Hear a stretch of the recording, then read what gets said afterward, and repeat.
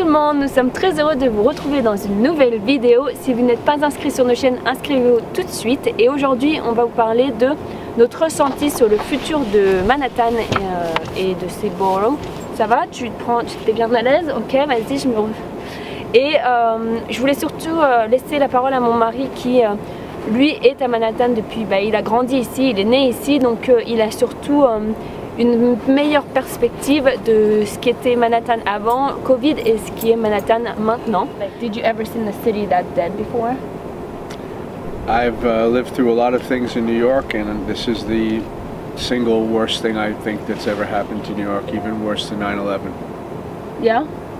Donc comme il disait, il a grandi ici et il a vécu énormément de choses à New York et il disait que Covid 19, c'est la pire chose qui soit arrivée à Manhattan, pire que le 11 septembre. Why is it worse than 9/11? Well, 9/11 was it was one terrible day. Yeah. There's a bee here. It was one terrible day, and after the shock of it all wore off, everybody sort of came together here, and we had a purpose, and we were all supporting each other, and the city had changed, but as terrible as everything was, it changed for the better, and we came back better. And as you can see when you go to this Wall Street City right now, yeah. But when you go to the site of the towers now, and you see what's come out of it, you see the fountain, you see the wells, and you see the Freedom Tower. You see the way the neighborhoods dramatically changed. There were positive things that came out of that. I'm not very sure that when this is over, what positives we're going to be able to come out of this. Le 11 septembre, c'était qu'un seul jour.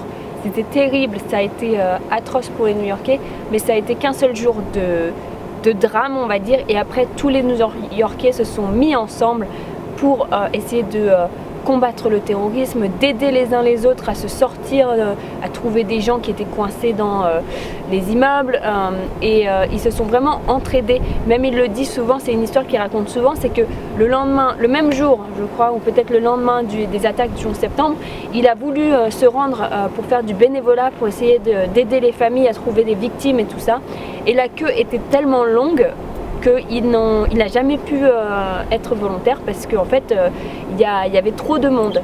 Et il dit que par rapport au 11 septembre à Wall Street, ça a beaucoup changé. Il y a eu les fontaines, tout le quartier a changé par rapport à avant, en meilleur, en plus positif. Ils ont tourné ça, un drame terrible, en du positif au final, avec la nouvelle tour de la liberté et tout ça. Et il dit que par exemple Covid, déjà c'est pas une journée, c'est plusieurs mois, plusieurs peut-être années, où ça va être un peu en slow motion, on va dire, et donc il ne sait pas vraiment ce qui va en ressortir. On n'a pas vraiment l'impression qu'il y a quelque chose de positif qui va en ressortir. Il y a énormément de commerces fermés, il y a énormément de magasins fermés encore malgré la phase 4 qui ont fait faillite, et c'est vrai qu'on a du mal à voir quel positif il pourrait y avoir après. 9/11 brought us together. As you know, the city, it brought people together. People looked out for one another, and now everybody is isolated, and everybody's scared, and everybody is fighting an enemy that they don't see. Yeah. And so it's a dramatically different. 9/11, we could see that as terrible as that day was, we were still here, and we were going to come out of it together. With this, I don't see an end. I don't see, even though we're still dealing with 9/11 even today, this particular thing is just changing everything. It's changing the way we work, it's changing the way we travel, it's changing the way we interact with each other, it's changing the way we do business. Yeah. And I don't know what the end result of that will be. Donc il dit, encore une fois, quand c'était le 11 septembre, c'était une mentalité un petit peu différente. Tout le monde a essayé de s'entraider, tout le monde était, all in this together. Et là, Covid, c'est vrai que c'est complètement différent. Les gens ont peur, hein. C'est-à-dire que tu éternues quelque part, les gens ils vont croire que tu as Covid et que tu leur as chopé et que tu leur as donné. Ils ont peur, ils ne sortent pas de chez eux. Ça revient tout doucement à la normale, mais tu vois encore la panique chez les gens. Et comme c'est un ennemi invisible, tu ne sais pas trop, en fait on ne sait pas trop à quoi s'attendre. Et il disait que c'est vrai que ça change tout, ça change notre façon de travailler, notre façon de voyager, notre façon de même aller faire nos courses. Donc il y a beaucoup de changements et je ne sais pas qu'est-ce que ça va donner dans le futur. Je voulais aussi aborder le sujet qu'il y a énormément de reportages, d'articles dans la presse qui disent que New York est devenue de plus en plus dangereuse. Moi personnellement, la journée ça va, hein, tranquille, il n'y a pas de souci. Par contre le soir, c'est vrai qu'on va dire que c'est pas plus dangereux, mais ça zone un petit peu plus dans des quartiers où il n'y avait pas forcément voilà, de personnes qui zonaient comme ça le soir. Il y a énormément de sans-abri maintenant à Manhattan. Vous allez me dire, il y en avait avant. Oui, mais il y en a beaucoup plus parce qu'en fait ils ont été relogés dans la ville par rapport à voilà, à Covid, ils ont dû les reloger, les mettre dans des hôtels. Do you think Manhattan is a little less safe than before? Like, you know, we've been hearing so many things. Not COVID. Yeah. I feel that the city is different. I don't know. I don't want to get caught up in the paranoia because the city's gone through, you know, good times and bad. There's been periods where it felt a little less safe than it did a little bit earlier. But I think, you know, the fact that everybody's isolated, the fact that people have lost their jobs, the fact that people are scared and angry, I just think it's a toxic mix of a lot of bad emotions, and I don't know if, like the news says the city is not as safe, right? Yeah. But you During and I, the day, I'm like, I'm fine. we don't feel different. I don't feel different walking the street. I feel sad because so many businesses are gone. You see things going on in the street that were 25 years ago. It's just we took for granted how much the city had improved. Yes. And now it feels like we've taken some steps back. Donc voilà, il dit que en effet, lui personnellement, il se sent pas il se sent en sécurité. Il n'y a pas trop de différence. Après, c'est vrai, comme il le dit, il y a beaucoup de gens sans abri et le fait qu'il y ait énormément de personnes qui restent chez eux, qui sont isolées, qui sont voilà, devant les informations 24 heures sur 24, qui ont perdu leur emploi malheureusement, ça crée une paranoïa par rapport à tout ça. Et je pense qu'en fait, il y a énormément de gens qui se montent la tête sur ça et qui se disent oh là là, je vais me faire attaquer, alors que c'est pas du tout vrai. Mais c'est vrai qu'en général, on a l'impression qu'on est revenu un peu en arrière sur tout ce qui est voilà, la sécurité dans Manhattan. Et on voulait aborder aussi le sujet de Midtown, parce que Midtown, c'est désert. Quand je vous dis c'est désert, il y a énormément de business qui sont plus en business justement. Il y a énormément de restaurants qui sont fermés, c'est complètement désert. Et je voulais l'aborder avec lui parce que en fait il m'a apporté une vision un peu plus différente de ce que je pensais. Moi je pensais que les gens ils avaient fait faillite, mais c'était à cause des touristes qui n'étaient plus là. Non, non, non, non, non.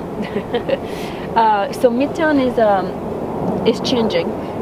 Well, it's dying basically. The way the city is, was structured is Midtown was the center of all business life in New York, and now nobody's going to work. Every office is down to maybe 10 to 15%, 20% of the normal staff they would have at the office. Yeah. So those people are not going out to eat. They're not. No, they're bringing their own food in. So. At most places now, you have to. You can't really. You can't really get out. And they have rules in the building. When you come in, you have to stay in. You can't go back out. You can't. Midtown is going to be drastically affected. Wall Street's drastically affected. Midtown, c'était là où il y avait énormément de gens qui travaillaient en fait. C'était le centre, l'épicentre, c'est là où ça grouillait. Là, tu sais, les gens ils couraient dans tous les sens. C'est comme dans les films quand vous imaginez New York, les gens qui courent à droite à gauche. C'était Midtown et Wall Street. À l'heure actuelle, il y a vraiment c'est désert. Et en fait, c'est parce que les gens, ils ont commencé le télétravail. Et le télétravail, ça s'est pas arrêté une fois que le confinement s'est arrêté. Les gens continuent à travailler de chez eux. Et il le disait, il y a énormément de règles quand vous travaillez dans les bureaux maintenant. Vous rentrez dans le bureau le matin, mais vous ne pouvez pas y ressortir avant le soir. Parce qu'ils évitent au maximum les interactions avec l'extérieur. Et les gens n'ont pas forcément non plus envie de manger dehors, d'aller à droite, à gauche, dépenser un peu leur argent. Et ça fait que tous ces business dans ces quartiers-là ont disparu ou sont en train de disparaître petit à petit. Well, I think it's dead.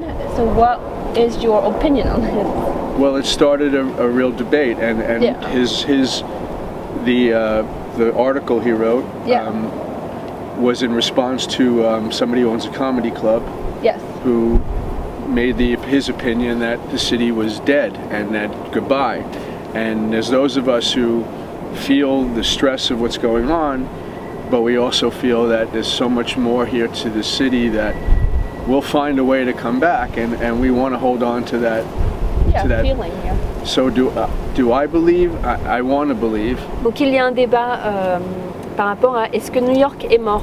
C'est Jay Seinfeld qui avait écrit un article. Was it in the New York Times that he wrote or it was just like a random? No, I believe it was an editorial. It was like an editorial opinion. I think it was in the New York Times. Je crois que c'était dans le New York Times. Il faudrait le regarder un peu sur Google où il disait que New York n'était pas mort. C'était en réponse par rapport à un propriétaire de comedy club. Donc c'est là où les stand-up se font.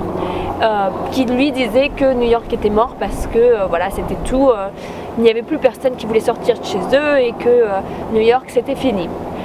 Donc Jerry Seinfeld a ouvert le débat et donc il y a entre ceux qui croient que New York va se remettre et puis ceux qui croient que New York c'est fini. Lui il pense que New York n'est pas fini, que ça va, qu'ils vont trouver un moyen de se relever, ça va peut-être prendre des années, ils le disent même aux informations, ça va prendre entre 7 et 10 ans pour pouvoir se remettre de Covid. Je sais que vous avez très hâte de revenir à New York, mais je pense que vous allez retrouver un New York différent par rapport à ce que vous, soit vous imaginiez ou soit ce que vous connaissiez. They know Jerry Seinfeld is like God's Yes. favorite comedian. Jerry Seinfeld c'est He's the American God. c'est l'américain, c'est le Gad Elmaleh américain. Parce que moi je suis très fan de Gad Elmaleh et nous avons eu la chance de le rencontrer il y a quelques années et il nous expliquait qu'il y avait beaucoup d'influence. Il le dit même partout, hein, qu'il est beaucoup influencé par Jerry Seinfeld. Just that I don't want people to count us out. I want, like Paris, I think we're one of the most special cities in the world, and we have a lot to offer, and there's rich history here that I very much believe in, and I want to believe there's a future. I just don't know what that future is. Est-ce que j'ai besoin de vous traduire ça? Donc il le dit, il espère que New York ne va pas être un peu abandonné des touristes. C'est vrai qu'on a beaucoup à offrir, la ville a énormément d'histoires et de choses à offrir. Et c'est comme Paris, on espère que c'est nos deux villes de cœur. Il adore Paris quand on vient en France. On a espoir que ça reparte, on a espoir de pouvoir de nouveau dire New York c'est la meilleure ville du monde. On ne sait pas on ne sait pas trop le futur, c'est vrai qu'on est tous un petit peu, on est dans un flou total et on espère que le futur sera positif. Et ça va prendre du temps, il va falloir être patient avec les New-Yorkais, les Américains en général. Et juste leur donner un peu de temps pour se reconstruire. Ça va être beaucoup plus lent qu'en Europe malheureusement parce que la gestion de la crise n'a pas été au top et nous sommes encore en train d'en souffrir. Donc il faut prendre tout ça en compte. J'espère que ça vous a apporté quelques informations, que ça vous a donné un petit peu une idée de ce qui se passe ici à New York. See you later. Goodbye. Bisous. Bisous. Really, Woof, you say woof. bisous? Woof, woof.